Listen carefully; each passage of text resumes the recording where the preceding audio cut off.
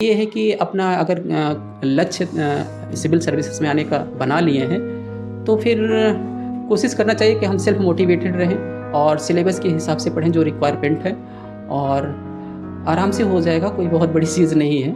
Hello दोस्तों, स्वागत है आपका एक और नए और इन्फॉर्मेटिव वीडियो में। अभी हमारे साथ बैठे हुए हैं Shyam Shankar sir, and sir के पैरों में डिसेबिलिटी भी है। काफ़ी ज़्यादा संघर्ष के साथ उन्होंने ये जर्नी कंप्लीट की है। इस बार यूपी पीसीएस में सब रजिस्ट्रार के रूप में चयन हुआ है। सर से बातचीत करेंगे, बुक लिस्ट, ओवरऑल स्ट्रेटजी, सारे पॉइंट्स पे हम लोग बात करेंगे। अगर उससे पहले आप इस चैनल पर नए हो तो बेसिकली आपको सब्सक्राइब कर देना है and press the bell notification so you will get regular notification of our channel and share with your friends. Okay, let's start the video. Hello sir, सबसे पहले तो बहुत बहुत कंग्रेचुलेसन सर।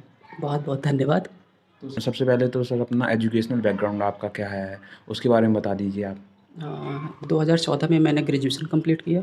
2016 में मेरा पीजी हुआ पॉलिटिकल साइंस से, और फिर मैं 2016 से ही मैंने तैयारी स्टार्ट कर दिया था सर। ओके, तो सर क्या बेसिकली मोटिवेशन रहा आपका इस फील्ड में आने का? मोटिवेशनल क्या, मेरा तो ये एक लक्ष्य था कि मुझे सिविल सर्विसेज में जाना है। तो मैंने इसी के लिए मैंने तैयारी करना स्टार्ट कर दिया 2016 से, क्योंकि मेरा एक ही टारगेट था शुरू से ही। ओके, तो सर अपने ऑप्शनल और मीडियम के बारे में बताइए आप। मीडियम मेरा हिंदी है और ऑप्शनल मेरा पॉलिटिकल साइंस है, PSIR। ओके, तो सर बेसिकली प्रीवियस क्या हिस्ट्री रही है, यूपी पीसीएस की बात करें या यूपीएससी के भी आपने कोई अटेम्प्ट्स दिए होंगे, तो उसके बारे में बता दीजिए आप। UPSC के बारे में मैंने तो दिया था इसके पहले, लेकिन उसमें मेरा प्री क्वालिफाई नहीं हो पाया था क्योंकि सीसेट में मेरा रुक जा रहा था। तो फिर मैंने PCS देना स्टार्ट किया, तो इसमें मेरा क्वालिफाई होने लगा। तो फिर मैंने कहा पहले PCS में हो जाता है तो उसके बाद आके देखेंगे। और फिर मैंने इसके पहले 2018 में मेंस लिखा था, बट इंटरव्यू के लिए कॉल नहीं हो पाया था। और 2021 में और इसमें मेरा फाइनल हो गया। मैं सब रजिस्ट्रार पद पर चयनित हो गया हूँ। ओके, तो सर बेसिकली फैमिली बैकग्राउंड की आपकी बात करें जाए तो क्या है आपका फैमिली बैकग्राउंड? फैमिली बैकग्राउंड में मैं मतलब अपने फैमिली में सबसे बड़ा हूँ। उसके बाद मेरा एक भाई एक बहन है और मम्मी पापा, यानी टोटल 5 लोग हैं। ओके, और तो आपके पापा फादर हमारे क्या करते हैं, ऑक्यूपेशन क्या उनका? पापा मेरे किसान हैं और मम्मी हाउसवाइफ हैं। ऐसे चलता है मेरी तो फैमिली। सर आप हम लोग आपकी स्ट्रेटजी पे हम लोग आएंगे। सबसे पहले प्री की, after that mains and interview. तो प्री के लिए जब कोई सर आप किस तरह स्टार्ट करते थे प्री की स्ट्रेटजी? क्या आपने कोचिंग ली थी आपने? यस, मैंने कोचिंग लिया था। मैंने DIS में मैंने कोचिंग लिया था। उसमें मैंने प्री की भी कोचिंग किया था, मेंस का भी किया था कम्प्लीटली। और उसके बाद मैंने ऑप्शनल के लिए डॉक्टर जितेंद्र श्रीवास्तव सर हैं, तो मैंने उनसे कोचिंग लिया था। ऑफलाइन भी लिया था, फिर उसके बाद ऑनलाइन स्टार्ट हुआ तो मैंने ऑनलाइन लिया। और उसके बाद जो है मैंने आंसर राइटिंग रूम पे करता था। और मेंस के लिए DIS में टेस्ट सीरीज ज्वाइन किया था GS के लिए, और हिंदी के लिए भी मैंने वहाँ से पूरा तैयारी किया। ओके, तो सर हम लोग आपकी प्री की स्ट्रेटजी पे हम लोग आएंगे सबसे पहले। तो प्री की स्ट्रेटजी आप बताइए, बुक लिस्ट आप क्या फॉलो करते हैं? तो प्री के लिए तो हमने जो किया था सर, पूर्वावलोकन जो घटना चक्र है उनके मैंने सारे बुक्स को मैंने पढ़ा था। एक बार नहीं, मैंने कई बार 2-3-4 बार मैंने उसको लगाया था अच्छे से। और उसके बाद दृष्टि के जो क्विक बुक्स आते हैं, अलग अलग सब्जेक्ट के, हिस्ट्री के, ज्योग्राफी के अलग अलग आते हैं, इन्वायरमेंट के अलग, तो उसको मैंने पढ़ा था। और करंट के लिए भी मैं लेके चला था।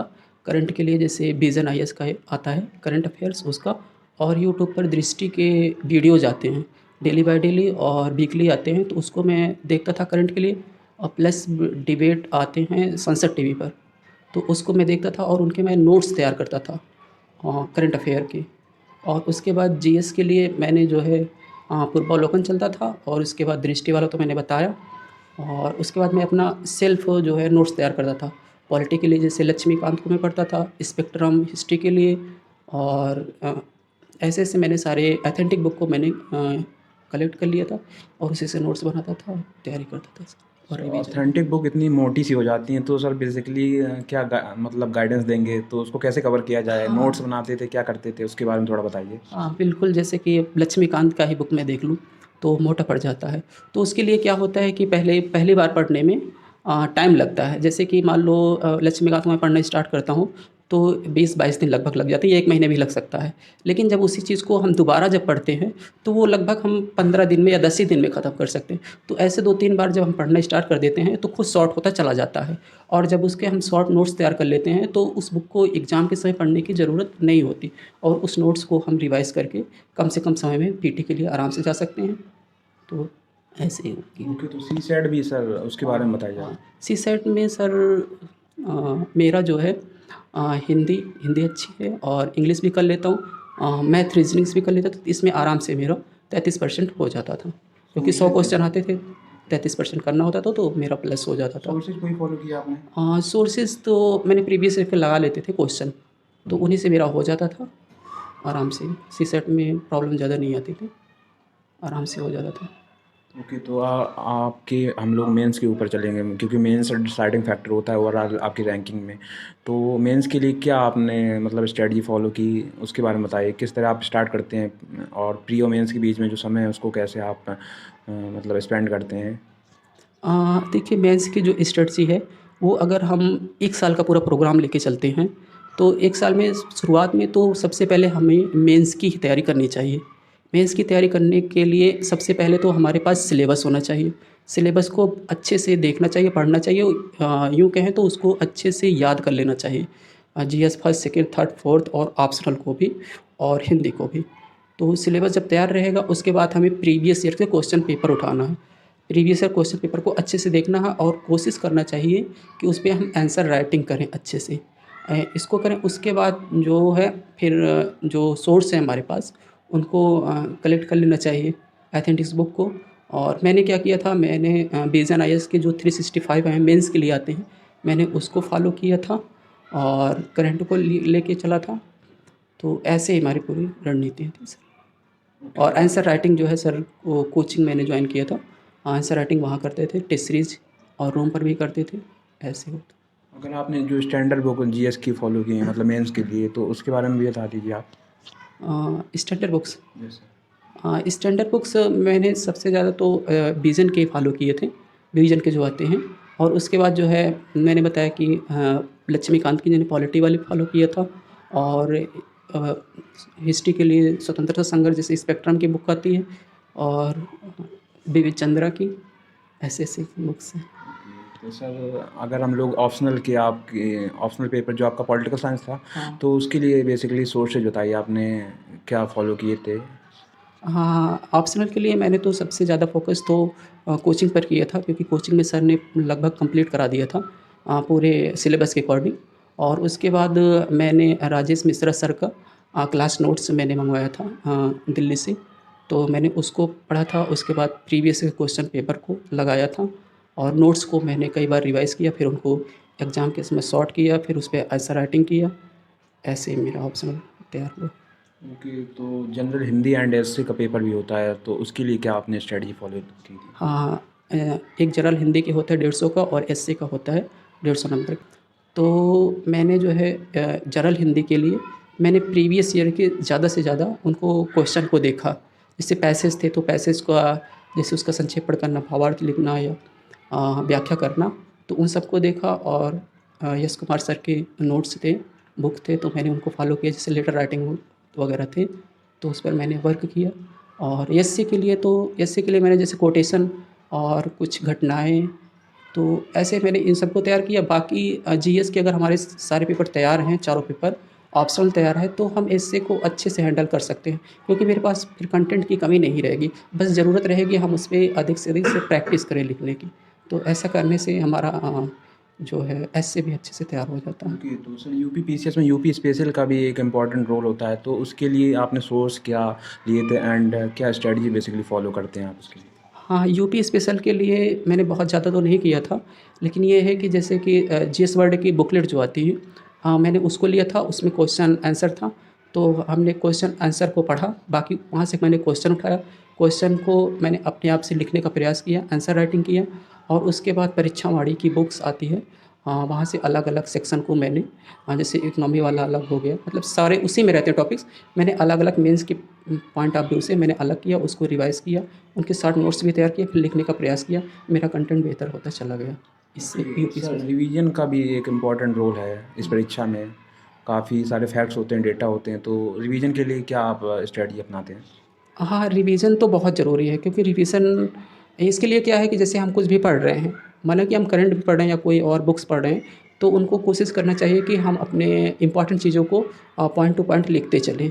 और जब हम लिखते रहेंगे तो एक नोट्स मेरा कंप्लीट तैयार हो जाएगा, और एग्ज़ाम के समय हम कम से कम समय में रिवाइज़ कर सकते हैं। जैसे मैंने किया पॉलिटिकल साइंस ऑप्शनल के लिए, मैंने सर ने जो बताया था पूरे नोट्स को जितना पढ़ाए थे, स्पाइरल नोट्स मैंने लिखा था। फिर उसी नोट्स को कई बार पढ़ते थे, फिर उसको और सॉर्ट करते थे। 2-3 बार ऐसे करते थे, 4 बार तो एकदम छोटा-सा नोट्स हो जाता। एग्ज़ाम के समय फिर हमने उसी नोट्स को रिवाइज़ किया, उसी पे आंसर राइटिंग किया, पूरा कंटेंट तैयार हो जाता था। तो हम कहेंगे कि जो है रिवीज़न का बहुत इम्पोर्टेंट रोल है। आंसर राइटिंग पे इम्प्रूवमेंट करने के लिए कोई पॉइंट्स बताइए, किस तरह आप मतलब आंसर्स को अच्छा बनाया जाए? आंसर को इम्प्रूव करने के लिए तो इसमें सर बहुत मतलब प्रैक्टिस करने की ही ज़रूरत है। चाहे सेल्फ बैठ के प्रैक्टिस करें, और चाहे तो जो है अपना कोचिंग है तो कोचिंग जॉइन कर लें, वहाँ राइटिंग प्रैक्टिस करें। और या तो कहीं से भी क्वेश्चन मिल रहा है, प्रीवियस ईयर का क्वेश्चन पेपर का भी बहुत हेल्प है, तो वहाँ से क्वेश्चन उठा के आंसर राइटिंग कर सकते हैं। और कोई अगर है जैसे टीचर हैं या कोई सीनियर है, तो उनको हम दिखा सकते हैं, जिससे कि जो हमें हमारी गलतियाँ या फीडबैक मुझे मिल सके। और इसके साथ ये है कि जैसे कि दृष्टि में जो है उसकी साइट पर यूपीएससी या पीसीएस के जो सिलेक्टेड लोग हैं, उनकी कॉपियाँ पड़ी हुई हैं, तो उनकी कॉपियाँ निकाल के मेंस की देख सकते हैं वहाँ से, जिनकी अच्छी कॉपियाँ हैं या वैसे, तो उसमें क्या गलतियाँ हैं या क्या सुधार की संभावना है, वहाँ फीडबैक अच्छे से लिखे रहते हैं, तो वहाँ से निकाल के देख सकते हैं और कर सकते हैं। नोट्स मेकिंग के लिए कुछ पॉइंट्स बिंदु बताएँ आप? नोट्स मेकिंग के लिए यही है कि अलग अलग सब्जेक्ट के, जैसे हम मान लो ज्योग्राफी पढ़ रहे हैं या पॉलिटी पढ़ रहे हैं, तो पॉलिटी के लिए भी हमें पॉइंट टू पॉइंट बनाते चलना चाहिए अपने हिसाब से। मतलब जैसे कि एक मोटी बुक हम पढ़ रहे हैं, तो ज़रूरी नहीं कि हम पूरे एक तरफ से उतारते चले जाएँ। हमें जो इम्पोर्टेंट लग रहा है, जो पॉइंट मुझे याद करने की ज़रूरत है, जैसे कोई फैक्ट हो गया या कॉन्सेप्ट हो गया, तो उनको हमें अपने नोट्स में अपने हिसाब से पॉइंट लिखते चलने जाना चाहिए, या अपना चार्ट बना लें, फ्लो चार्ट बना लें, उसी हिसाब से करें जैसा कि हम समझ सकें, क्योंकि हर लोग का नोट्स अलग-अलग होता है, वो अपने हिसाब से समझते हैं। ओके सर, तो इंटरव्यू के लिए अगर हम लोग बात करें तो इंटरव्यू काफ़ी हद तक काफ़ी इम्पोर्टेंट हो जाता है इस जर्नी में, तो इंटरव्यू के लिए प्रिपरेशन किस तरह आपने की थी? और बताइए गाइडेंस जो न्यू एस्पिरेंट आएँगे, उनके लिए कुछ गाइडेंस दीजिए। इंटरव्यू को इम्पॉर्टेंट है, क्योंकि 100 नंबर का हमारा इंटरव्यू होता है और 1500 का मेरा तो लिखित पेपर होता है। तो इंटरव्यू के लिए मैंने क्या किया था, तो जैसे कि जीएस के हमारे चारों पेपर हैं और ऑप्शनल है, तो हमने ऑप्शनल को अच्छे से तैयार किया, और उसके बाद जीएस के जितने पेपर हैं मैंने कोशिश किया कि उस पर भी कवर कर लूँ अच्छे से।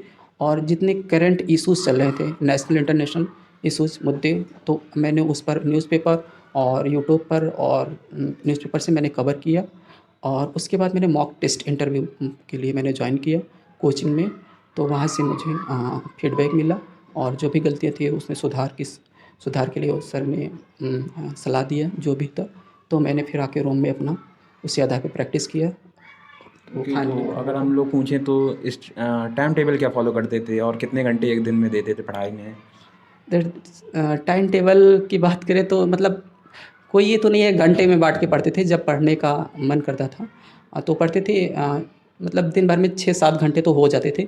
वैसे तो एग्ज़ाम के समय लाइब्रेरी जॉइन कर लेते थे, तो लाइब्रेरी में पढ़ते थे। सुबह 8 बजे चले जाते थे, शाम 5, 6, 7, 8 बजे तक पढ़ते थे। बीच में ब्रेक भी लेते थे, ऐसा नहीं कि कंटिन्यू पढ़ते थे। जितना पढ़ने का कैपेसिटी रहती थी उस हिसाब पढ़ते थे, बाकी रिलैक्स करते थे। मतलब क्वालिटेटिव पढ़ाई होना चाहिए, ऐसा नहीं है कि ओके, तो सर यूपी पीसीएस के लिए आप जो आपने जैसे जर्नी में जो गलतियाँ आपने की हों, तो कुछ गलतियों को आपने नोट डाउन किया होगा कि ये गलतियाँ नहीं होनी चाहिए थी, अगर ये गलतियाँ मैंने नहीं की होती तो जर्नी मेरी जल्दी सक्सेसफुल हो जाता मैं। तो उन गलतियों के बारे में बताइए और जो न्यू एस्पिरेंट ना करें उनके बारे में बता दीजिए। गलतियाँ तो मेरी जो पर्सनल गलतियाँ ये थी कि मैं इसके पहले तो मतलब ये होता था कि एग्ज़ाम मतलब कई बार ड्रॉप कर देता था। तो ये मेरी पर्सनल थी, प्रॉब्लम्स की वजह से मैं छोड़ देता था। बाकी ये है कि अपना अगर लक्ष्य सिविल सर्विसेज में आने का बना लिए हैं, तो फिर कोशिश करना चाहिए कि हम सेल्फ मोटिवेटेड रहें और सिलेबस के हिसाब से पढ़ें जो रिक्वायरमेंट है, और आराम से हो जाएगा, कोई बहुत बड़ी चीज़ नहीं है। तो यही है। ओके, तो स्ट्रेस मैनेजमेंट वगैरह के लिए कुछ करते थे आप? हाँ, स्ट्रेस मैनेजमेंट के लिए यही है कि अपनी जो हॉबी है, हॉबी के अनुसार किसी को म्यूज़िक सुनना या किसी को घूमना टहलना, अगर इन सब में है तो अपना उस कर सकते हैं। जैसे मेरा खुद का है तो म्यूज़िक सुनना, अगर स्ट्रेस है तो म्यूज़िक सुनते थे, या घूमना, अकेले में घूमना, अच्छे से कहीं निकल जाना। तो ऐसे ही मेरी चलती थी स्ट्रेस मैनेजमेंट के लिए।